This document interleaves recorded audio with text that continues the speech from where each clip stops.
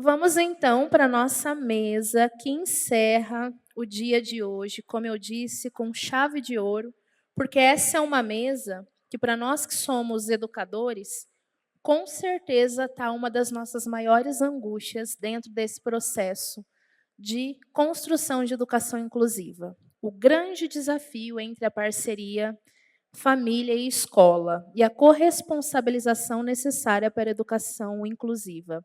Essa mesa, então, propõe um diálogo profundo sobre a corresponsabilidade entre família e escola na efetivação da educação inclusiva, reconhecendo que o processo educativo não se concretiza de forma isolada. A inclusão exige uma rede de apoio, diálogo e cooperação constante entre todos os atores envolvidos na vida escolar da criança, especialmente quando se trata do público-alvo da educação especial. Refletir, portanto, sobre o papel da família como primeiro espaço de desenvolvimento e afeto da aprendizagem da criança é fundamental. E para receber as nossas palestrantes, peço uma salva de palmas para o Danilo Médici, que é dirigente municipal de educação de Campos Novos Paulistas, faz parte da diretoria da Undime, é profissional da educação especial, né, está nessa área há bastante tempo, e ele vai receber aqui com muita alegria, em dose dupla, duas Robertas. A nossa querida Roberta Panico, que é graduada em pedagogia, mestre em formação de formadores pela PUC São Paulo, foi professora nas redes municipais de Embu das Artes, Taboão da Serra, em São Paulo, onde implantou e coordenou a educação para jovens e adultos.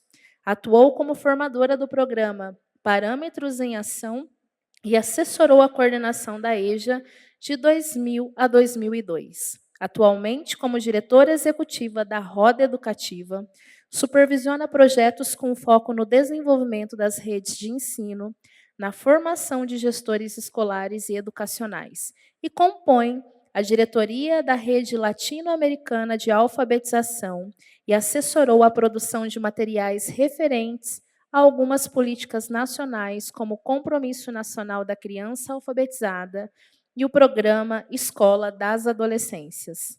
E a nossa segunda Roberta, a nossa Roberta Caminha, é doutora em Psicologia Clínica pela PUC do Rio, especialista em autismo, terapeuta certificada nível trainer em DIR Full Time, sendo uma das precursoras desta abordagem no Brasil.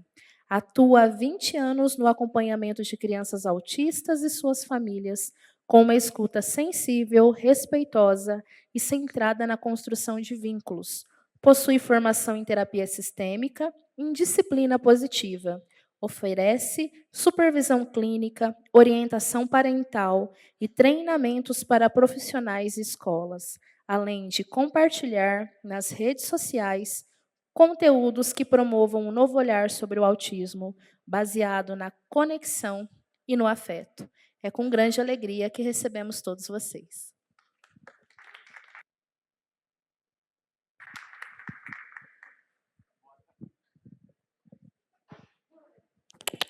Boa tarde a todos. Mais animado, né, gente? Boa tarde. Depois de um café, né? Meu nome é Danilo, estou como secretário de Educação de Campos Novos Paulista. Fazem 16 anos que eu estou na educação, 10 dele dentro da educação especial. Coordenei as APAES do Vale do Paranapanema, que é composta por 14 APAES. Fui diretor da APAE de Palmital durante 4 anos.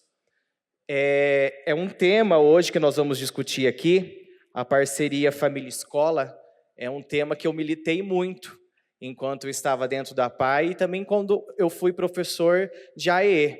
Se não existe essa parceria da escola com a família dando a visão e o direcionamento para a escola, a inclusão ela não acontece.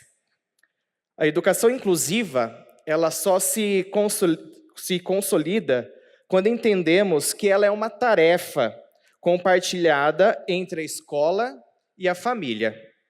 Não se trata de sobrecarregar a escola, nem de transferir a responsabilidade para a família. mas de reconhecer que cada um tem o seu papel dentro da inclusão. A escola, ela é responsável pelas práticas pedagógicas e inclusivas, acolhedoras e acessíveis para o nosso aluno. Já a família, ela contribui com as informações sobre a história da criança, participando das decisões e acompanhando o processo educativo. Portanto, nossa proposta é de fortalecer essa parceria, criando canais de diálogo permanentes, uma formação continuada para as equipes escolares e estratégias de aproximação entre escola e a família. Investir nessa corresponsabilização não é apenas cumprir a legislação, é garantir que cada estudante com ou sem a deficiência tem o direito de aprender e conviver e se desenvolver plenamente. A inclusão se faz com presença, diálogo e compromisso coletivo. Então, vamos começar com a Roberta Panico. Seja bem-vinda e prestem atenção, hein, gente, que é um tema muito importante. Obrigada, boa tarde a todos. Queria agradecer muito o convite da Undime para que a Roda Educativa participasse aqui desse evento. A Roda Educativa é uma organização social, muitos devem conhecê-la como SEDAC, né? Comunidade Educativa SEDAC, que há 2 anos mudou de nome para a Roda Educativa. Hoje eu tenho o prazer de estar na direção dessa instituição, contribuindo aí como instituição do terceiro setor, no apoio mesmo às redes públicas de ensino. Então, a gente faz muita parceria público-privado, né, desenhando projetos, implementando projetos para criar nas redes um ecossistema da aprendizagem, né, para que as redes aprendam a executar a formação continuada, pensando no foco que é a aprendizagem e o desenvolvimento integral de crianças, adolescentes e jovens, né? Acho que, na minha apresentação, a gente tem apoiado muito algumas políticas públicas que a gente acredita e que a gente vê a importância delas estarem, de fato, acontecendo no chão da escola, né? Então, a gente tem apoiado também muitos municípios na implementação de políticas públicas. Bom, a minha fala hoje é... Eu que mudo aqui? Para baixo. Gente, não vai. Nem para baixo, nem para cima.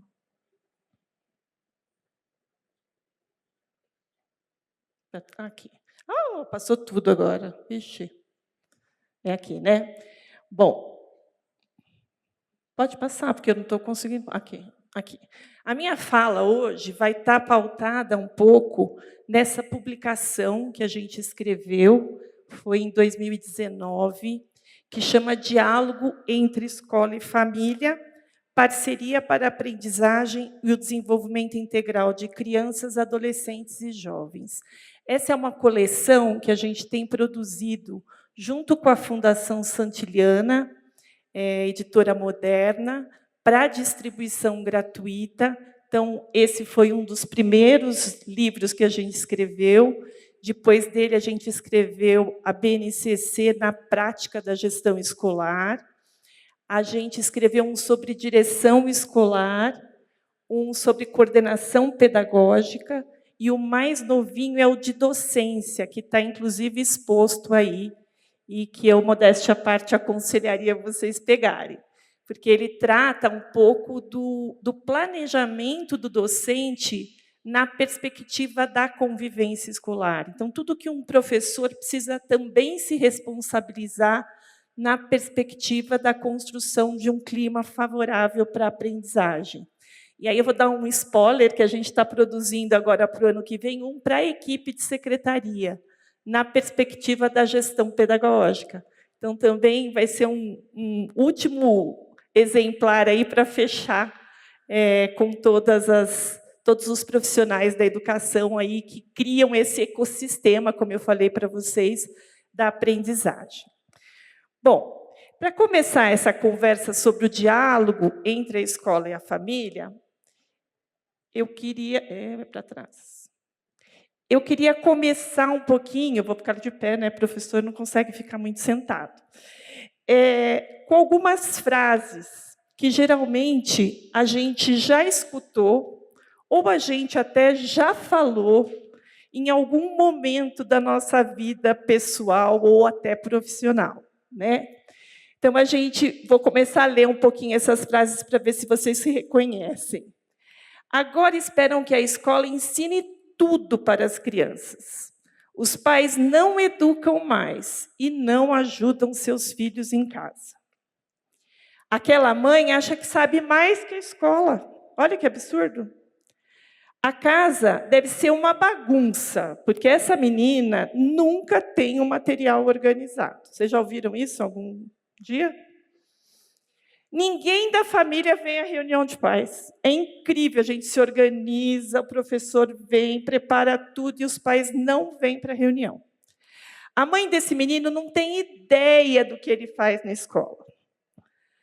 É comum essas frases chegarem aos ouvidos de vocês? Do outro lado, a gente também tem algumas falas dos familiares. Aquela diretora é bem estúpida. Fala como se a gente não soubesse nada. Aquela professora é uma chata, implica o tempo inteiro com o meu filho. A coordenadora fica com aquele blá, blá, blá e não resolve nada. Só fala, fala, fala.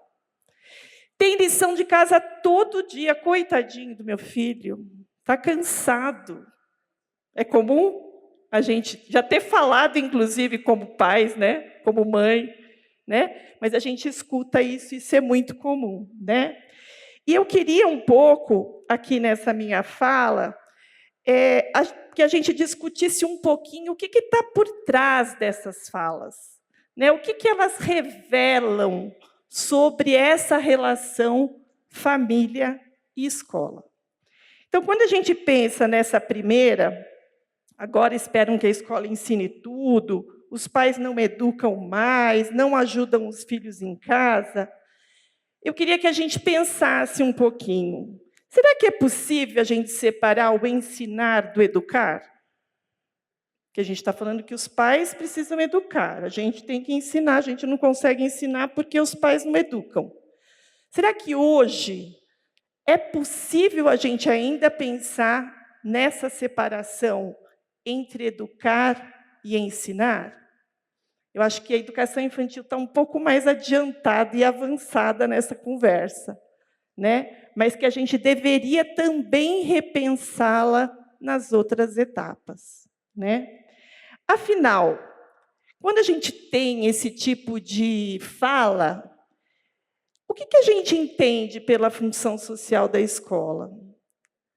Será que a gente entende que a escola só ensina? Hoje, essa é a função social da escola, só ensinar? Os pais não educam mesmo? O que a gente espera dos pais? Será que é possível eles realizarem nas condições que as famílias hoje têm? Acho que essas são perguntas importantes, né? E quando a gente está falando da função social da escola hoje, a gente está falando de uma educação, né, que a escola tem sim uma responsabilidade em educar esses estudantes para uma vida em sociedade, promovendo a formação integral dos sujeitos, autônomos, críticos e solidários, capazes de aprender continuamente e contribuir para uma sociedade mais justa e democrática. Talvez, quando a gente pensa na escola de antigamente, a gente não pensava numa escola justa e democrática, porque a escola nem era para todos, né? Então, essa distinção entre ensinar e educar era mais nítida, era mais possível, As famílias tinham uma rede de parentes que cuidavam das crianças, né? Elas se preocupavam e estava na mão delas ensinar os bons modos. Mas e hoje? Quais são as condições que as famílias têm, né? Que não corresponde a essa nossa expectativa. Mas será que não corresponde a essa expectativa é não educar? Né? Em uma sociedade como a nossa, marcada pelas desigualdades sociais, a escola cumpre um papel fundamental, que é da inclusão social. Né? Então, hoje, quando a gente fala do papel, da função social da escola, a gente, que é uma escola democrática, que é uma escola para todos, com todos, né? Vocês estão ouvindo isso aqui a manhã toda e à tarde, é só a escola que tem condição de oferecer oportunidades iguais de aprendizagem e participação para todos, principalmente para os historicamente marginalizados, né? Então, essa história de falar que as escolas de antigamente que eram boas, ou falar que a escola tem que ensinar, as famílias têm que educar, não são verdadeiras. Para o contexto e para a função social da escola hoje, elas não são verdadeiras. Né? Bom, uma outra frase. Aquela mãe acha que sabe mais que a escola. Em determinadas situações, talvez ela saiba mais. Né? Às vezes, na questão da deficiência dos filhos, às vezes elas sabem mais. Né? A gente está num mundo muito diverso e que a velocidade das informações é tão grande que não é só a escola que hoje tem conhecimento. Conhecimento vem de muitas fontes, de muitas entradas. Então, às vezes, a escola tem que se render e escutar e aprender com os familiares. Né? Então, acho que esse também é reflexo de uma reconstrução do papel da escola na sociedade atual. Né? A casa deve ser uma bagunça, porque a menina nunca tem o material organizado. Alguém já perguntou para essa criança por que isso acontece? Alguém já perguntou para as famílias dessas crianças por que isso acontece? Quais são as condições de moradia dessas famílias? A gente estava conversando, né, Dirce, agora no intervalo, de um projeto. Eu sou de Taboão da Serra, trabalhei lá, por minha carreira como professora se deu lá, de um projeto que era dos professores visitarem as famílias. Inclusive, essa experiência aparece nesse livro, que depois vocês podem baixar. E é isso, a gente precisa ver que casa é essa. O IBGE, no ano 2000, ele diz que 1 em cada 5 brasileiros vivem em habitação considerada precária.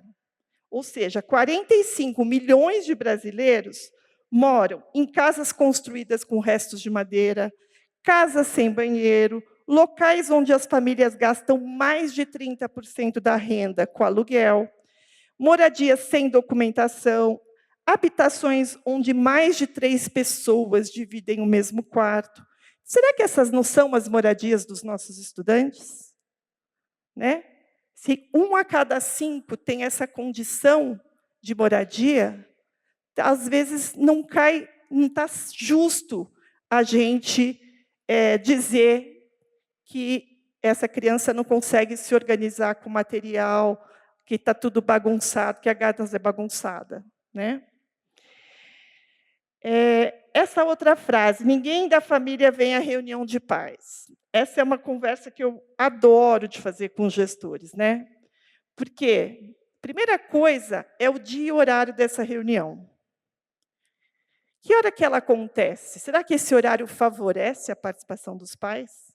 Ou é os pais que precisam pedir licença do trabalho e se ajustar? Às vezes nem tem licença, porque é diarista, Então, é faltar no serviço, é faltar tirar dinheiro da renda para ir na reunião, porque a gente tem que fazer a reunião no horário de aula.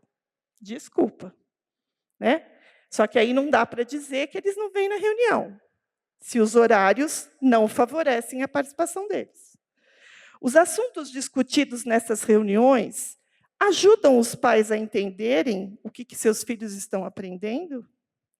Os pais têm lugar de fala nessas reuniões? Ou eles vão lá só para escutar queixas? Né? Bom, a mãe desse menino não tem ideia do que ele faz. Será que não tem ideia ou ela sente vergonha de falar sobre a situação e questões do seu filho? Né? Será que ela está informada sobre onde e com quem pode conversar para buscar mais ajuda? Né? Hoje, a escola tem um importante papel, que é constituir uma rede de proteção social. Porque, senão, a gente não garante o direito desses meninos, todos nas suas mais diferentes realidades, estarem dentro da escola. Né? Então, a escola precisa buscar os outros setores, constituir essa rede de proteção, porque, no Brasil, a gente tem quase 56% de meninos e meninas que vivem na situação de pobreza. Né? E é de uma pobreza multidimensional. Então, para garantir o direito de muitas delas estarem todos os dias na escola, a escola precisa buscar apoio de outros setores. Às vezes, ela sozinha não consegue resolver. Então, constituir essas redes de proteção dentro dos municípios é fundamental. Né? Para essa discussão de acesso, mas também essa discussão de permanência, essa discussão da inclusão. Né? Então, isso é fundamental. A educação sozinha não resolve o problema dos estudantes sozinhos. E uma questão que eu acho que é bem importante é que, quando a gente matricula um estudante na escola, esse estudante ele leva consigo as circunstâncias sociais e econômicas do seu contexto. Hoje, a gente sabe que as famílias são muito diversas. A gente tem família que superprotege os filhos, a gente tem família que confunde autonomia com abandono, e a gente tem família, e aí eu estou falando famílias independentes de classe econômica, né? Porque eu lembro que eu sou de uma família de classe média, e eu comecei a trabalhar. E meus filhos ficavam com as empregadas, eu viajava, eu não tinha como. Então, as famílias hoje, elas estão em outras configurações. Né?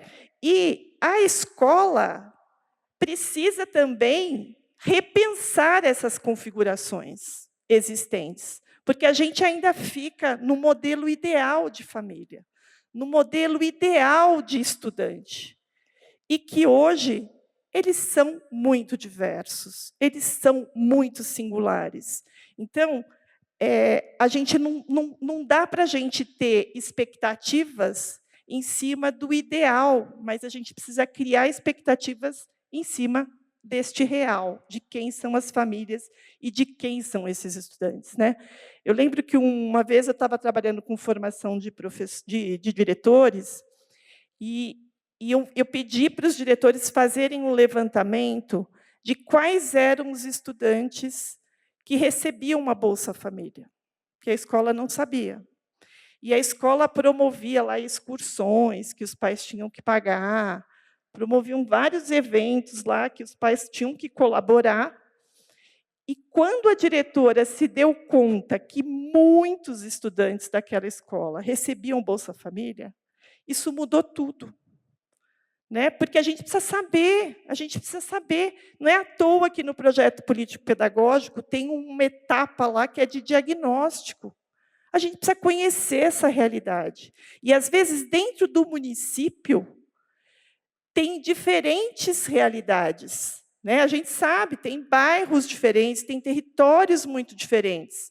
E a gente precisa pensar em políticas ajustadas a esses territórios.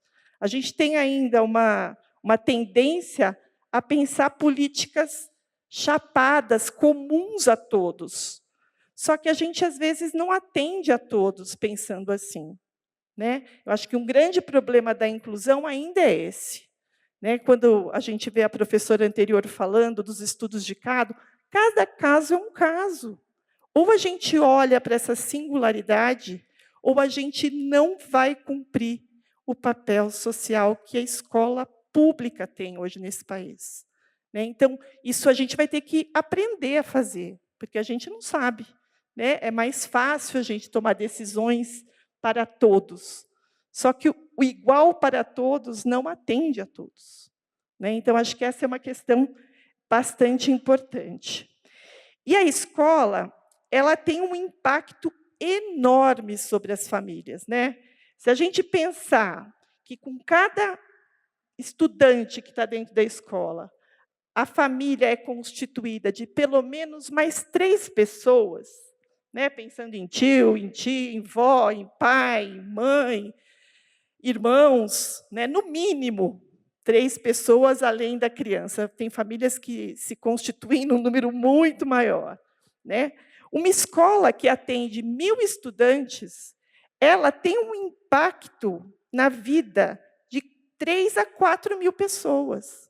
E eu acho que a gente, como gestor de um município, como gestor de escola, a gente precisa pensar isso. As políticas educacionais não impactam só os estudantes, elas impactam muito e seriamente também as famílias desses estudantes. A gente fala tanto de inclusão dos estudantes, a gente precisa começar a falar da inclusão da família na escola, né? Porque senão a gente não consegue, de fato, fazer uma escola inclusiva se a gente não trazer essa família, né? Bom, vamos agora para as falas das famílias. Aquela diretora é bem estúpida, fala como se a gente não soubesse nada.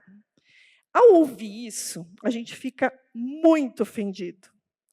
Mas, em vez da ofensa, a gente devia se perguntar: por que será que os familiares pensam isso dessa diretora?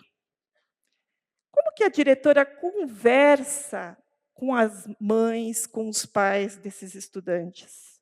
Será que ela transmite uma sensação de acolhimento ou de descaso ao que os pais falam? Então, essas são perguntas importantes da gente se fazer, né? Aquela professora é uma chata, implica com o meu filho. Que atitudes da professora pode deixar transparecer que ela não gosta do aluno? Por que será que isso acontece? Será que existe na escola ou na rede espaço para que as professoras, ou mesmo os diretores, troquem observações, impressões, sentimentos e sejam apoiadas em relação aos estudantes? Tem uma pesquisa que foi coordenada pela nossa diretora-presidente, Tereza Pérez, ela já é antiga, de 2008, chama As Emoções e os Valores dos Professores Brasileiros. Essa pesquisa foi feita em parceria com a Fundação SM e com a Organização dos Estados Ibero-Americanos. Essa pesquisa ela traz um dado muito interessante, que ela diz o seguinte, que uma das profissões mais difíceis emocionalmente é dos professores. Pois a cada ano ele precisa construir novos vínculos e a cada ano ele precisa desfazê-los. E que isso acarreta uma carga emocional enorme. Pensa um professor com 25 anos de carreira, quantos vínculos foram feitos e quantos vínculos foram desfeitos a cada ano, né? Então, assim, é humano a gente, às vezes, não cuidar tanto quanto deveria das relações. Mas a gente precisa ter espaço para poder pensar sobre isso. A gente precisa ter espaço para poder desabafar sobre isso com os outros, com os pares, né? Isso é mais importante, né? Bom, a coordenadora fica com aquele blá, blá, blá e não resolve nada. Será que a coordenadora sempre sabe o que fazer? Tem que saber? Sozinho o que fazer? Existe diálogo ou protocolos na escola para apoiar o coordenador em estratégias que podem atender melhor a demanda das famílias? Né? Porque é isso. Às vezes ele também não sabe o que faz, fica enrolando, né? e tem lição de casa todo dia. Coitadinho do meu filho, né? Qual que é o papel da lição de casa no processo de aprendizagem? Será que a gente esclareceu ou soube esclarecer isso para as famílias? Sobre o que se espera, inclusive dela, na lição de casa? Pensando naquela condição que a família tem, porque a gente tem, às vezes, muitos familiares que não tiveram a experiência de passar pela escola, então eles não sabem aquilo, e sem dizer que se aprende de uma forma diferente da forma que quem escolarizou aprendeu. Né? Eu, por exemplo, tinha uma época que eu não sabia mais ensinar minha filha a fazer divisão, porque era outro jeito. Né? Então, que condições as famílias têm? O que a gente quer das famílias nesse momento da lição de casa? Às vezes é só perguntar se fez a lição. Né?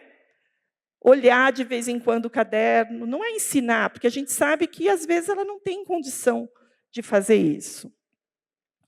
E a gente sabe que, segundo o Estatuto da Criança e do Adolescente e a Lei de Diretrizes e Bases da Educação Nacional, as famílias têm o direito de conhecer os processos pedagógicos, o direito, né? E participar desse processo, né? Das definições. Então, o que a gente precisa é fazer exatamente esclarecer sobre eles. Né? Eu queria ler para vocês agora uma história que é do Contos da Tradição Sufi. Eu não sei se vocês já ouviram falar sobre o sufismo, mas são contos e fábulas que falam muito sobre as relações humanas e que são situações que, às vezes, nos ajudam a pensar sobre essas relações. Né? E eu trouxe uma aqui, curtinha, que chama As Abelhas, Trolas, Pímoras e Cripas. 4 viajantes de regiões distintas, em variadas situações de adversidade, encontram-se em uma casa abandonada que lhes serve de abrigo. Eles tinham culturas diferentes e preconceitos contra os demais povos, de maneira que a convivência na casa não era fácil. Todos estavam famintos e não conseguiam entrar em um acordo sobre o que comprar para comer. Um queria as abelhas, outro trolas, outro pímoras e outro gripas. Cada um defendia a sua opção, e era difícil chegar a um consenso. Um ancião que ia passando pela janela ouviu a discussão e se propôs a ajudar, trazendo algo que agradaria a todos. Foi então que trouxe uvas, e todos perceberam que se referiam à mesma coisa com palavras diferentes. O que esse conto nos faz pensar acerca da comunicação da escola com a família? Será que o que a gente deseja é o que a gente pratica? Vemos que a relação entre a escola e a família é assim em muitos momentos. A gente está falando, querendo a mesma coisa, mas falando de perspectivas diferentes. Né? Os discursos, os conceitos, os preconceitos, muitas vezes, eles se sobrepõem a esse desejo e se perde de vista o elo que os une, que é as crianças, adolescentes e os jovens. Dependendo do diálogo, muitas vezes mediado, como fez esse ancião, é que a gente descobre que ambas têm objetivos iguais e que só os atingirão por meio da atuação conjunta. É fundamental a gente substituir essa postura de julgamento e culpabilização pelo diálogo e pela compreensão. Né? Às vezes, a gente culpa o outro porque educar é tão complexo que a gente não tem sucesso, nem a escola e nem a família. Então, é mais fácil a gente culpar. Só que aquelas frases que eu comecei aqui a apresentar para vocês, são frases que julgam, que culpam, e não frases que constroem um diálogo e uma compreensão do ponto de vista do outro. As famílias e as escolas, elas são distintas, mas elas são territórios de afeto, né? Ambas são territórios de afeto. Tanto a família quanto a escola estabelecem vínculos afetivos. Ambas se assemelham por abrirem o mundo, capacitarem os indivíduos a seguirem com autonomia, revelarem as regras de convivência e mostrar quem somos. Entretanto, elas fazem de forma diferentes, né? A família é o primeiro espaço que a gente habita. Geralmente, ou deve, né, haver uma reciprocidade de afetos, de cuidado e aceitação, e ela dá a possibilidade de papéis estáveis. Ser filho é para toda a vida, né? E as oportunidades que as famílias oferecem depende do seu repertório psíquico, afetivo, cultural e socioeconômico. A escola, por sua vez, os estudantes, quando ingressam na escola, eles já entram em contato com uma cultura própria, e eles precisam se adaptar a essa cultura, que é a cultura escolar, né?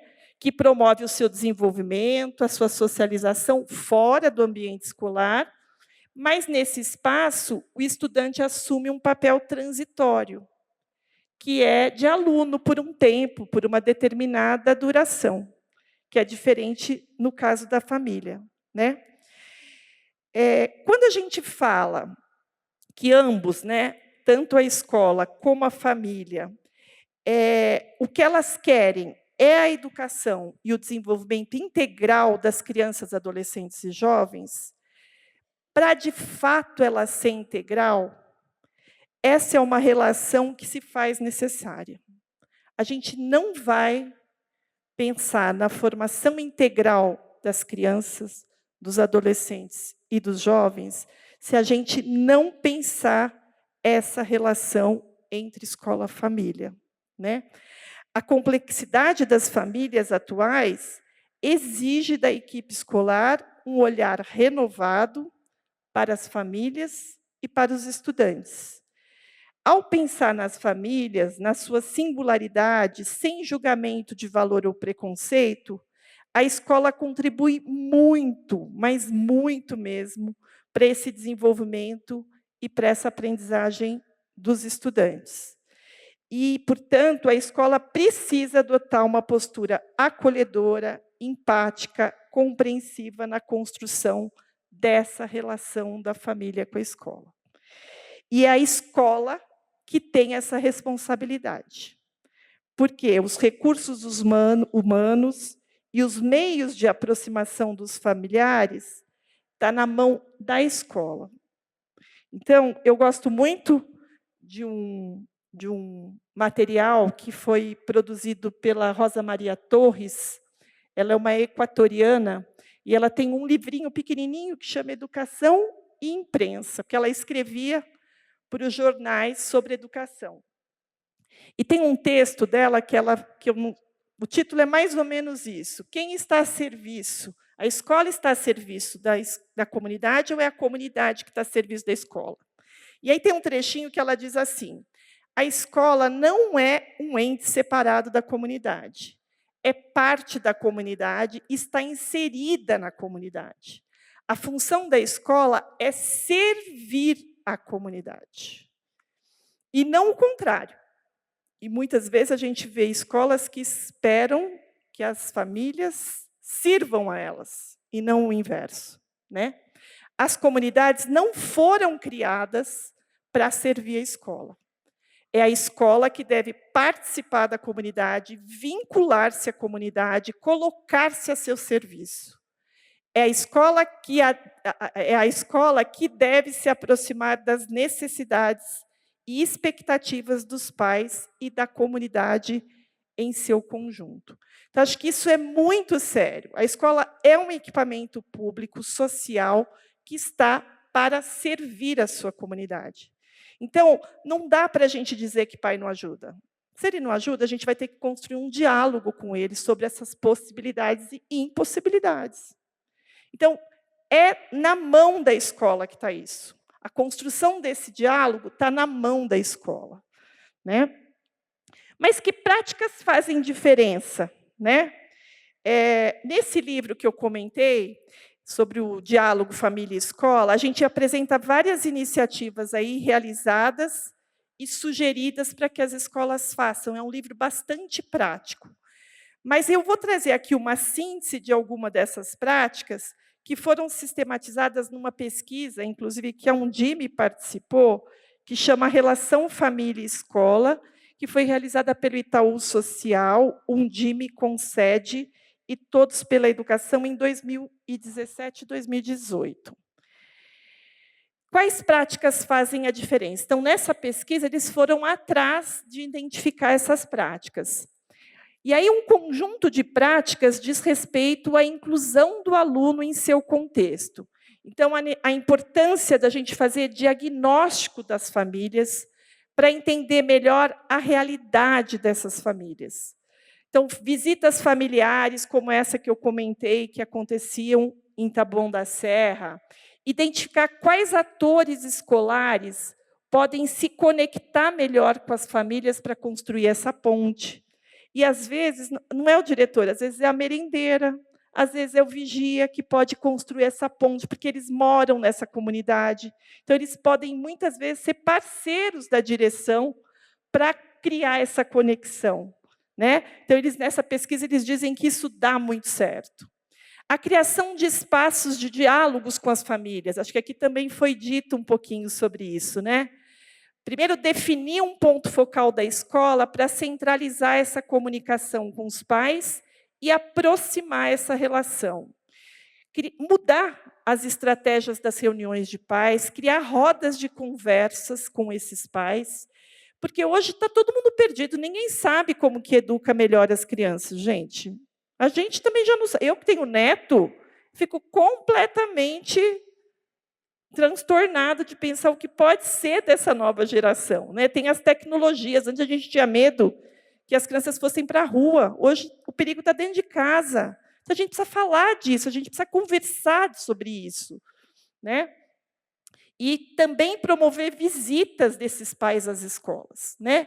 Como que a gente recebe esses pais na escola? Né? Acho que desde o vigia que está no portão, desde a secretária que atende, geralmente passa pela secretaria primeiro. Será que tem um lugar para ele sentar? Será que tem uma água para ele beber? Eu lembro que uma vez eu fiquei muito impactada numa visita numa escola, que a escola era aqui em São Paulo, muito preocupada com a questão da violência, mas os pais eram atendidos numa janelinha de grade. Era desse tamanho a janelinha, com grade, a pessoa botava a cabeça ali, dali conversavam. Será que é isso que a gente quer para essas relações e para essa parceria entre família e escola? Olha aqui no evento, quando a gente chega, né, tem uma água, tem um café, tem uma boa cadeira para a gente sentar. Né? Será que os pais não esperam isso também, desse espaço que lhes serve? Né? Mudança na abordagem com as famílias. Então, essa questão que também foi dito aqui, inclusive dos alunos e dos estudantes com deficiência, a gente sempre valorizar os aspectos positivos dos estudantes, a utilização de uma linguagem acolhedora, de parceria, valorizando o esforço dos pais na escolarização dos filhos. Às vezes, o esforço, do nosso ponto de vista, é mínimo, mas o dele é um grande esforço chegar tarde em casa e perguntar se fez a lição de casa. Né? Então, a gente precisa valorizar isso. Busca de uma comunicação mais eficaz, adaptado a cada contexto, mais simples, clara. A gente tem uma mania de pôr pedagogias na nossa língua e que ninguém entende, pai não entende, mãe não entende nada que a gente está falando. Então, vamos tentar buscar uma comunicação mais compreensível a esses familiares. Né? Às vezes é por mensagem de WhatsApp, fica melhor, às vezes é um telefonema. Né? A gente vive numa comunidade, numa sociedade muito oralizada. Então, às vezes, a gente precisa falar mais do que mandar bilhete. Né? A orientação para as famílias, então, orientar para a vida escolar, considerando os limites e as possibilidades dessa ação, as condições de cada família, orientar orientações que ultrapassam, muitas vezes, a vida escolar, buscando outros equipamentos sociais. Às vezes, a família não sabe aonde que vai para determinada questão, que nem é da escola. Mas a escola é o único, às vezes, equipamento social que tem naquela comunidade. Não tem posto de saúde, não tem escola. Né? Estou acabando já. A integração e clima escolar. Então, é muito importante a gente pensar nessa integração entre alunos, funcionários, familiares, o cultivo a uma cultura de solidariedade e altas expectativas. A escola precisa ter altas expectativas em relação aos estudantes e construir essa autoexpectativa nas famílias. Né? Isso é muito importante. Sensação de segurança e ampliação do contato mesmo dos funcionários com os estudantes. Aproximação das famílias para a melhoria de indicadores. A gente pode chamar as famílias para elas nos ajudarem com isso, né? Monitorando as faltas escolares, fazendo a busca ativa, indo atrás dos alunos, realizando visitas domiciliares, também envolvendo aí diversos atores e setores. E a integração com o projeto pedagógico da escola, que é aproximar as famílias desse trabalho, desenvolver projetos institucionais, que às vezes mudam a rotina da escola, mas é fundamental para os pais se sentirem parte. Né? Eu lembro que, quando eu comecei a trabalhar na Roda Educativa, a gente fazia um projeto que chamava Escola que Vale. A gente ficava 4 anos trabalhando no município, e com projetos didáticos na área de língua, e como projeto didático sempre tinha um produto que as crianças produziam, ou um sarau, ou um livro que elas produziam juntos, ou um museu da pessoa, porque entrevistavam as pessoas da comunidade e produziam um museu, então elas apresentavam o museu e os pais iam. E era impressionante ver que, às vezes, os pais começavam a considerar outras capacidades nos seus filhos a partir da participação deste evento. Eles falavam: nossa, mas meu filho fez um livro. Nossa, mas ele sabe declamar uma poesia. Nunca eles tinham a possibilidade de ver os seus filhos e os saberes apresentados pelos seus filhos. Então, às vezes, a gente faz evento na escola e não se preocupa com isso, chama o pai porque tem que chamar o pai, porque tem que. Né? E o tanto que eles aprendem a ver seus filhos de uma outra forma. Né? Então, é aí que está o papel da escola, né? Essa intencionalidade de poder construir junto com essas famílias essa parceria e essas altas expectativas em relação às crianças, adolescentes e jovens. Né? Bom, e para terminar, eu trago uma frase que está nesse livro, que eu acho que ela é uma frase que eu acabei levando para a minha vida. Assim, né? A construção conjunta sobre a criança, o adolescente, o jovem e a sociedade que queremos formar passa necessariamente pelo diálogo entre as partes interessadas. A gente vive num mundo de muitas mudanças e muitas transformações. Né? Então, ele fala: a única certeza que temos é a de que, mesmo diante de tantas mudanças, seguiremos vivendo juntos, apesar de sermos diferentes uns dos outros. Essa é a principal razão para aprender a conversar e escutar o que o outro tem a dizer. Né? Acho que essa é uma questão que, para mim, pega para a minha vida. Assim. A gente não sabe o que o mundo vai ser daqui a um tempo, mas que a gente vai estar convivendo juntos, como pessoas a gente vai. Então, que a gente faça isso da melhor forma possível. Tá certo? Obrigada. Espero não ter passado muito do seu tempo, Roberto.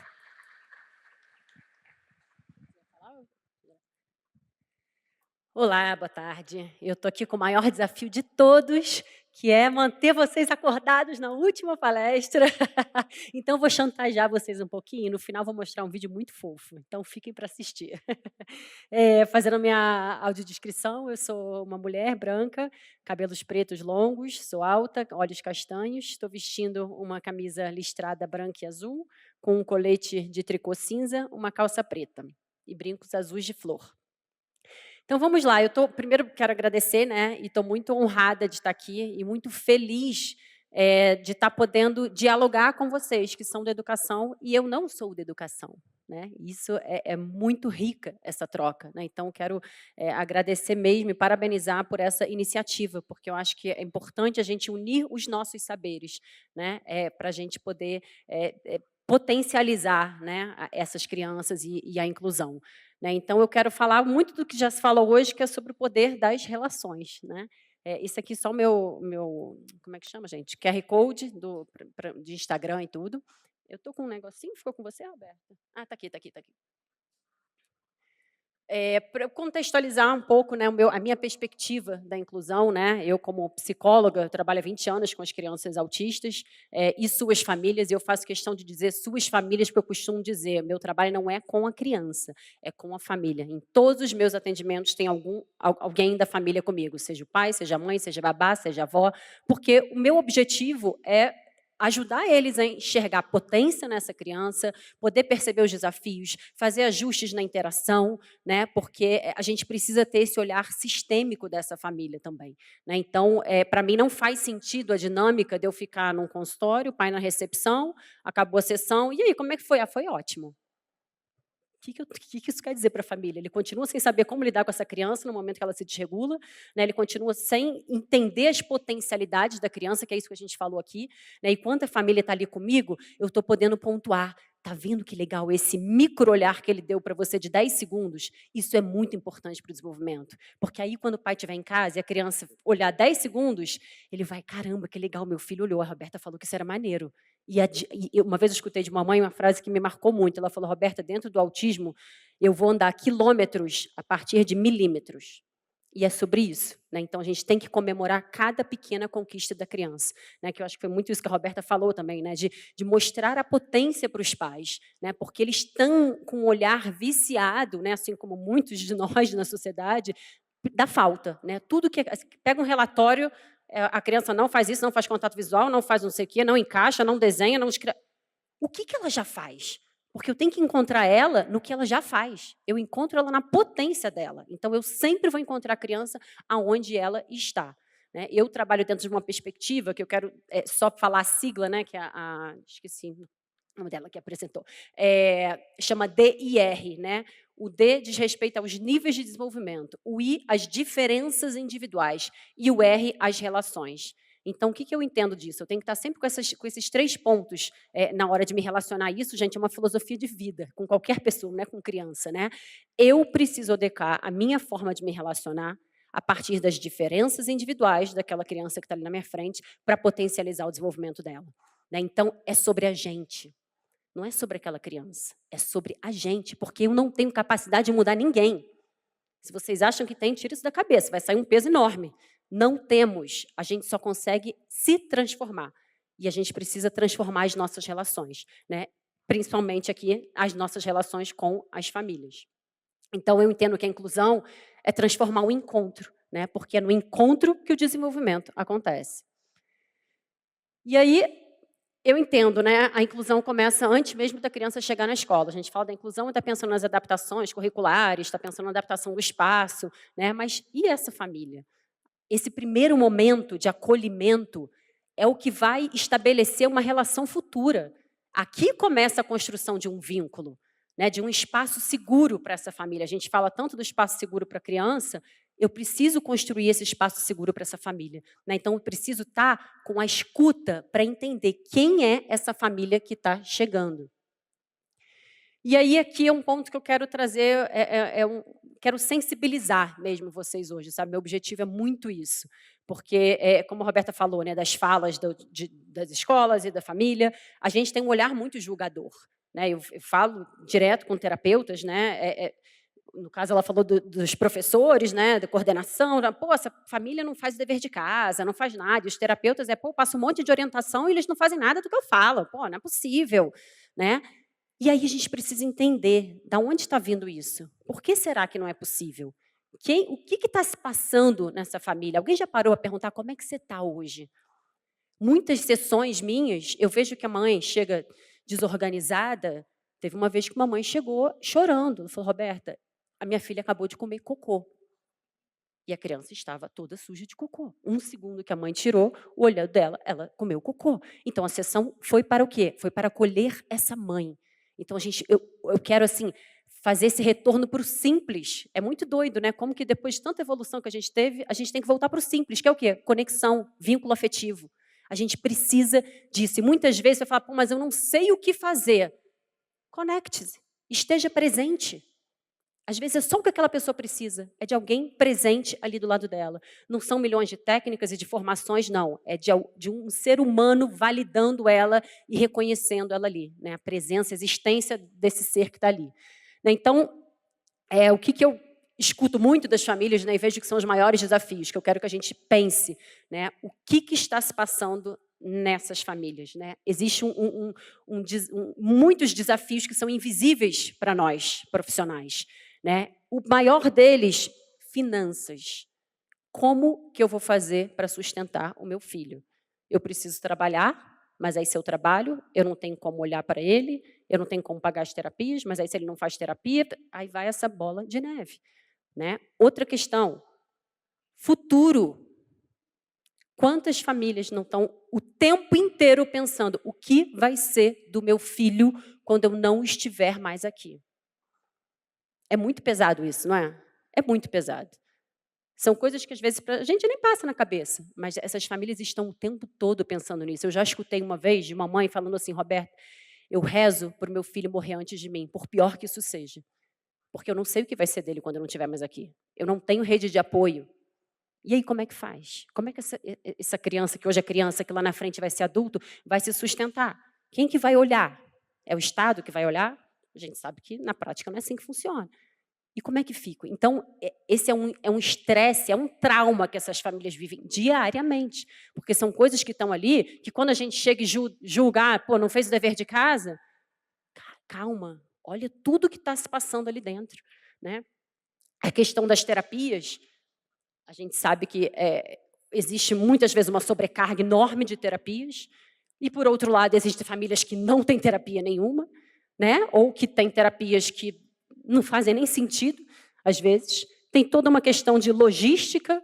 Eu, uma vez, conversando com uma mãe do interior da Bahia, me conheceu pelo Instagram, uma mãe sem condições financeiras, assim. E ela falou, Roberta, depois de batalhar muito, eu consegui um atendimento para o meu filho, pelo SUS. E aí, eu preciso pegar um ônibus de 1 hora para chegar nessa terapia que dura meia hora. E aí eu chego lá, a terapeuta fala assim, mãezinha, ele está muito desregulado hoje, não vai dar para fazer nada. E essa mãe tem que voltar para casa com essa criança. Mais 1 hora, e essa criança chega em casa como? E aí ela fica 2 dias desregulada, porque passou por isso tudo. Quando essa terapeuta não dá para fazer nada, dá para ser humana. Você pode ficar lá essa meia hora, junto com essa mãe, conversando, só escutando. Né, trazendo uma leveza ali para aquele momento, ajudando essa criança a se organizar, porque todos nós temos, sim, capacidade de ajudar o outro a se organizar através do que a gente chama corregulação. Todos já ouviram falar da corregulação? É uma coisa que naturalmente a gente faz quando tem um bebê. O bebê está chorando, naturalmente a gente faz o quê? Você põe no colo, você faz movimentos lentos, né, você baixa o seu tom de voz. Quando a criança cresce, a gente esquece de fazer isso. Ou quando é um adulto do nosso lado, a gente esquece de fazer isso. Mas essa terapeuta podia corregular com essa mãe que estava precisando. Sabe? Então, a gente sempre tem algo para fazer, né? A partir da nossa conexão.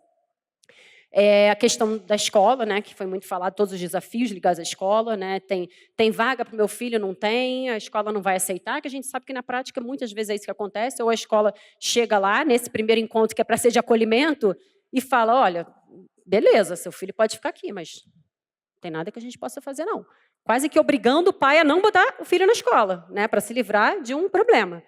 Né? Então, tem todas as questões relacionadas à saúde, né, tanto da criança quanto dos pais, porque isso tudo mexe com a saúde mental, né, e aquela coisa de coloque primeiro a máscara em você para depois cuidar o outro, a gente sabe que na prática não funciona assim, né, porque nem todo mundo tem acesso a terapias, né, e aí os pais, na lógica, vou priorizar meu filho. Né? Claro, vou priorizar o filho, mas muitas vezes a gente tem que fazer o caminho inverso. Né? Realmente a gente precisa cuidar desse sistema familiar para depois chegar na criança. A falta de rede de apoio, né, como eu falei, que, enfim, é muito sério hoje, e rede de apoio, aqui eu estou falando também social, né, porque existe essa exclusão natural das pessoas com deficiência.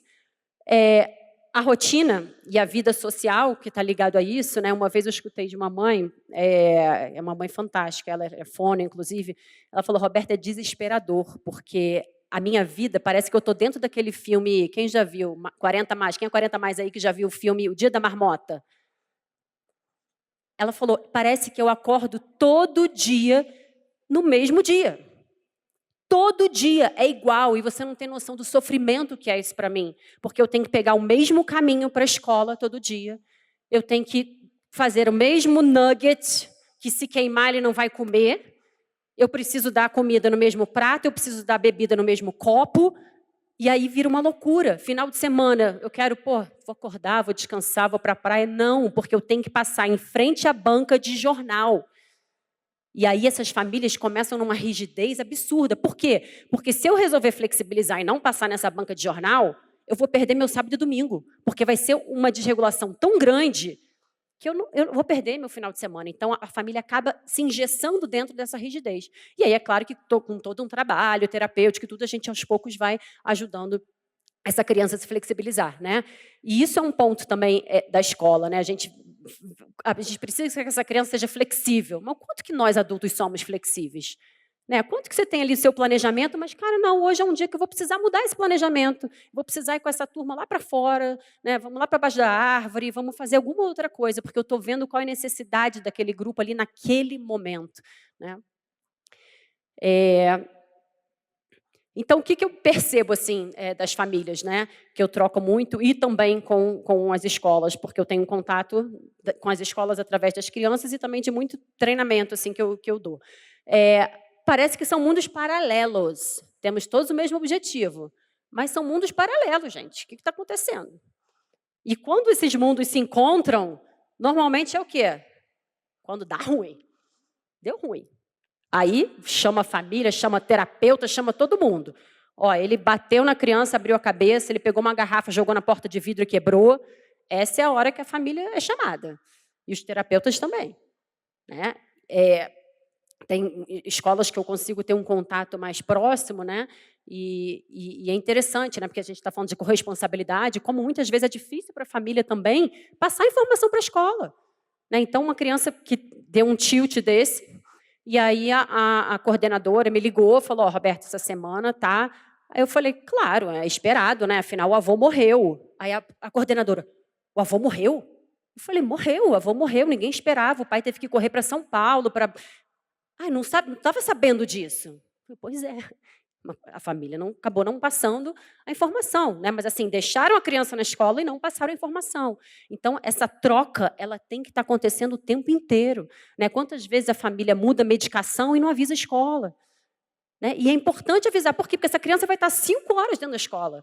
É importante a escola observar, até para poder passar para a família poder passar para o médico. Então, esse diálogo ele tem que ser contínuo. Né? E a gente vê que, na prática, isso não acontece. Né? E como pode acontecer? Não sei, vamos pensar juntos. Vamos pensar juntos, é para isso que a gente está aqui. Né? Vamos refletir sobre isso. Então, o que eu gosto de enxergar? Né?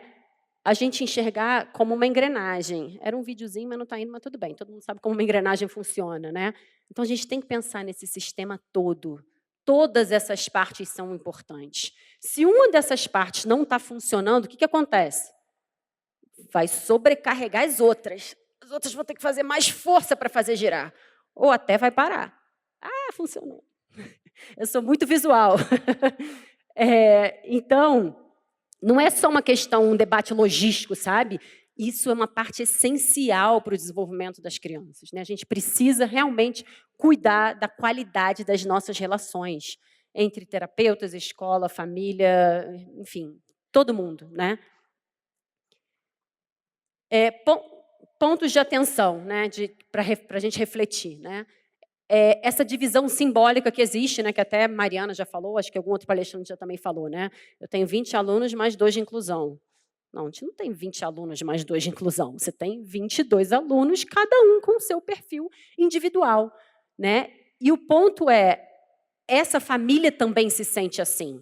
ela não faz parte daquela turma, porque ela é a família que é excluída, ela é a família que não é convidada para o churrasco, aquela família que não, enfim, não sai de casa, né, muitas vezes.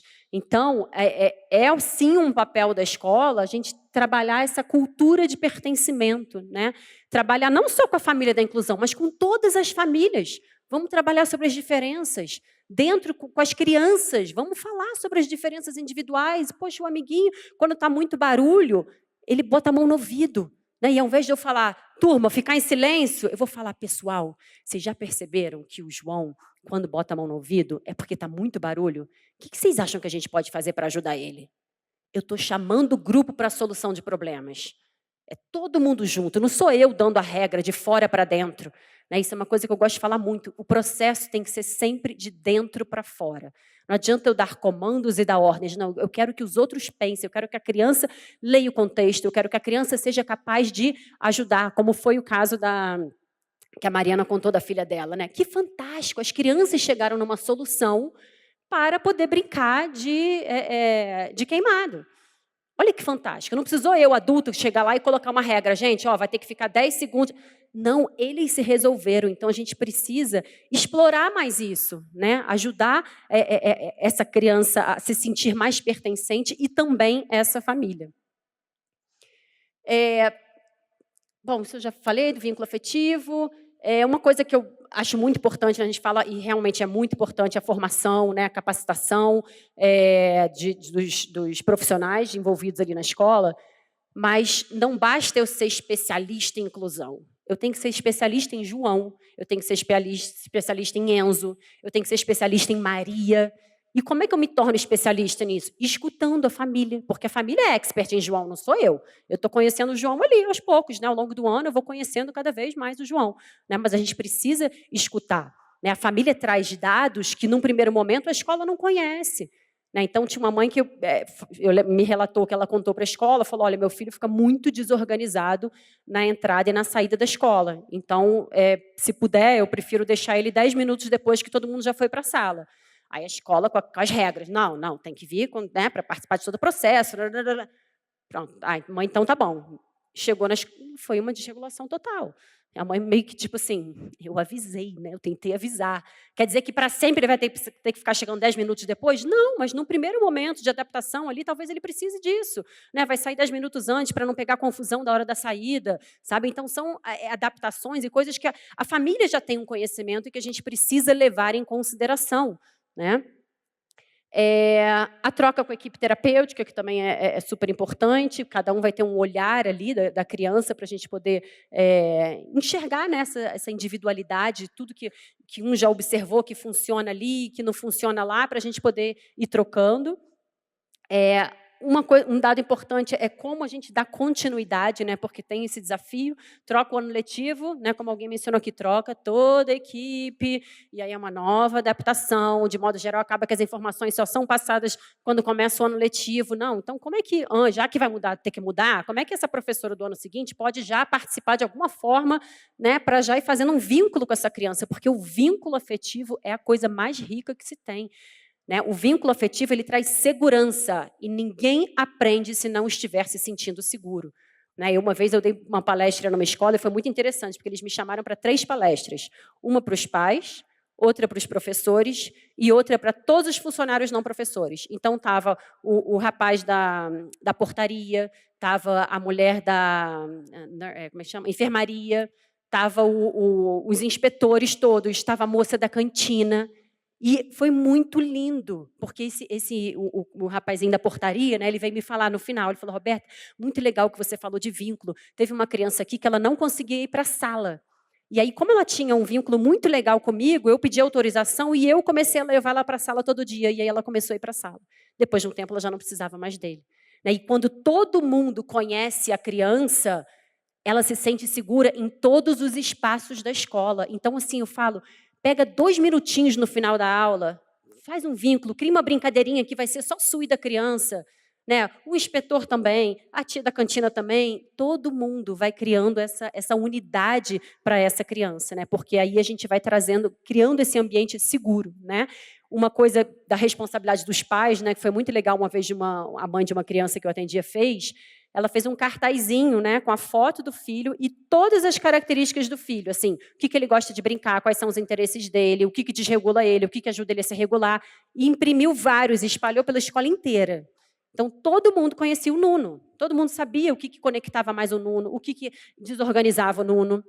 Então, é importante a gente pensar nisso, né? E tornar esses processos de comunicação menos burocráticos, né? Porque é uma loucura. Às vezes, os pais mesmo querem falar com a escola. Não, tem que marcar uma reunião, que vai ser daqui a uma semana. Como é que a gente pode agilizar isso? Porque tem uma coisa acontecendo hoje com o meu filho que eu preciso passar para a escola. Como é que eu vou passar? Não é daqui a 3 dias, é agora, hoje. Né? Então, como tirar essa burocracia? Né? Então, são só pontos de reflexão, eu não tenho a fórmula, né? Mas é importante a gente estar aqui refletindo sobre isso. Mas, claro que nem tudo sempre é perfeito. Né? Então, ela teve um dia que ela me mandou mensagem, quer dizer, é perfeito. Né? Ela botou assim para mim, lembrei de você agorinha, eu e o dever de português, um livro de cordel para fazer um resumo. Ai, meu Deus! Fui ficando nervosa porque o livro era sem graça, nada contra o cordel.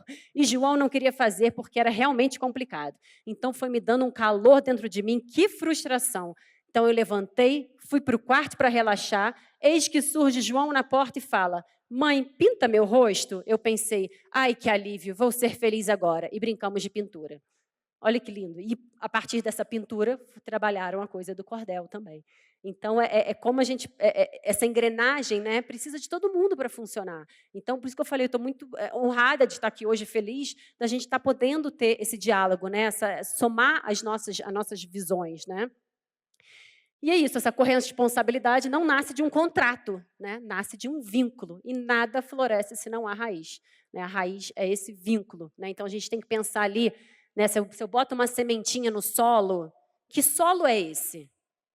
É um solo fértil ou é um solo árido? E esse solo somos nós, somos a família. Né? A gente fala aqui da corresponsabilização, mas eu quero chamar para a nossa responsabilização. Né? Nós somos responsáveis pelas nossas relações, qualquer relação. A minha com vocês hoje, a minha com o porteiro. Então, sabe, vamos chamar para a gente mais isso, porque é no simples, é no contato, é no vínculo afetivo. E a gente precisa cada vez mais acolher e escutar essas famílias, sabe? Abrir a escuta, sem julgar, né? Mas realmente, estou vendo que o seu filho não está conseguindo fazer o dever de casa, estou vendo que está difícil para vocês. Tem alguma coisa que eu possa fazer para ajudar? Estou percebendo que está muito difícil para você vir para a reunião. Tem alguma coisa que a gente pode fazer para te ajudar? Percebe? Não é simplesmente julgar, é se colocar no lugar do outro e chamar para junto. Talvez não tenha nada que você possa fazer, mas só o fato de você perguntar, o outro já se sente acolhido. Então, é isso, sobre isso. Obrigada, gente.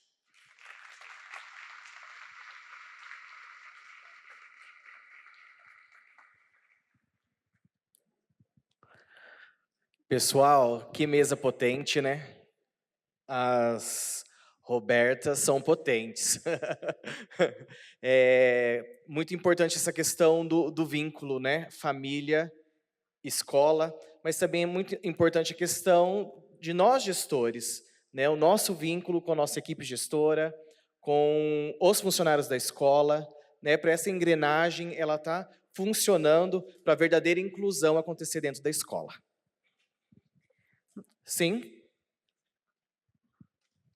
Não, acho que foi muito complementar a falas aqui das Robertas, né? Que acho que tem essa perspectiva de um apoio, de uma terapia, mas tem essa perspectiva da escola mesmo, né? Como entender que essas crianças precisam de outras necessidades. A lição de casa foi bárbaro, né? Porque é exatamente isso, né? Quanto de aprendizagem de vínculo pode ser reconstruído nesse diálogo, né, da terapeuta com a escola, da escola com a família, né? Então, eu queria só complementar isso.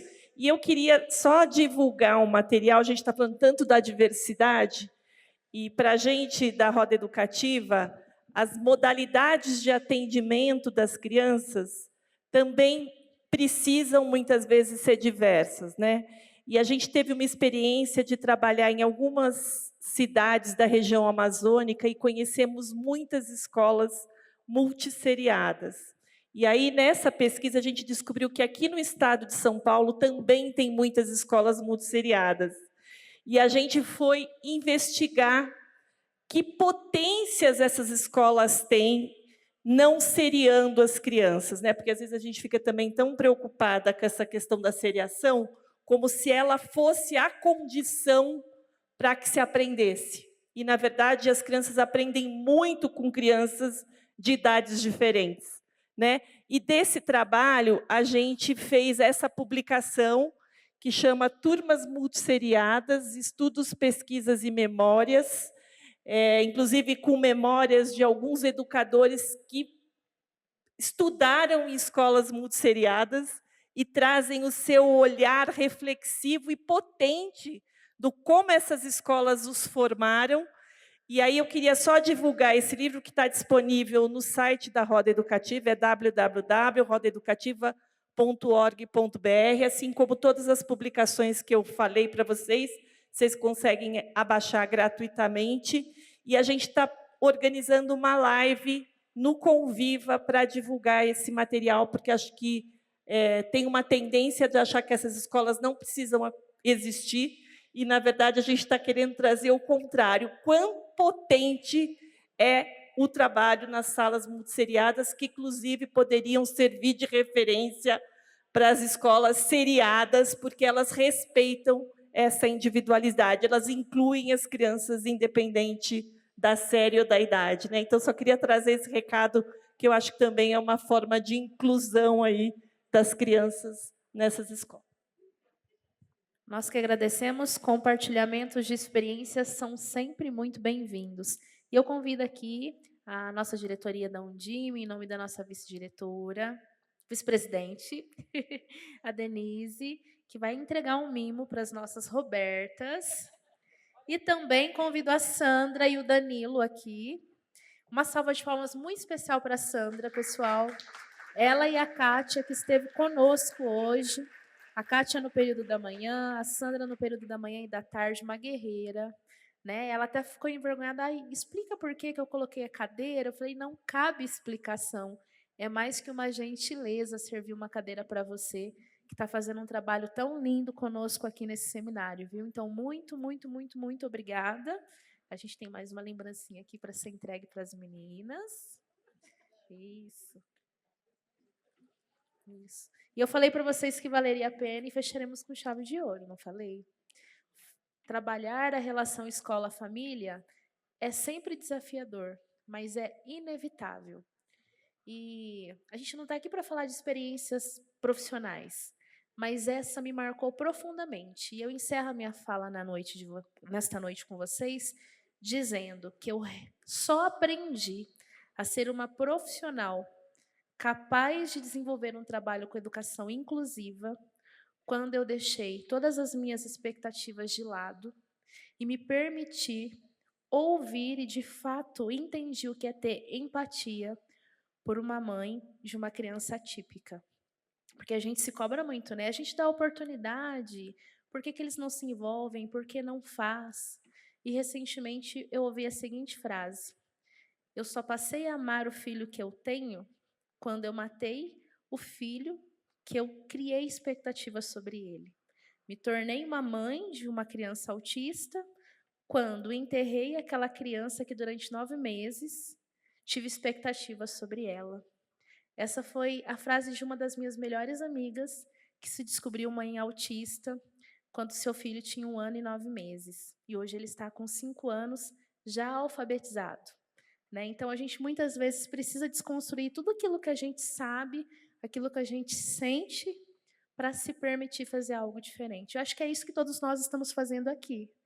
Quando a gente viaja quilômetros, horas, tem gente que viajou mais de 8 horas para estar aqui. É que a gente tem algumas inquietações e, de fato, estamos em busca de algo que ressignifique a nossa prática. Afinal, a gente não brinca de escolinha, a gente constrói uma escola que a gente acredita, e a escola que a gente acredita precisa ser inclusiva, ou ela não é uma escola. Então, muito obrigada pela presença de todos vocês.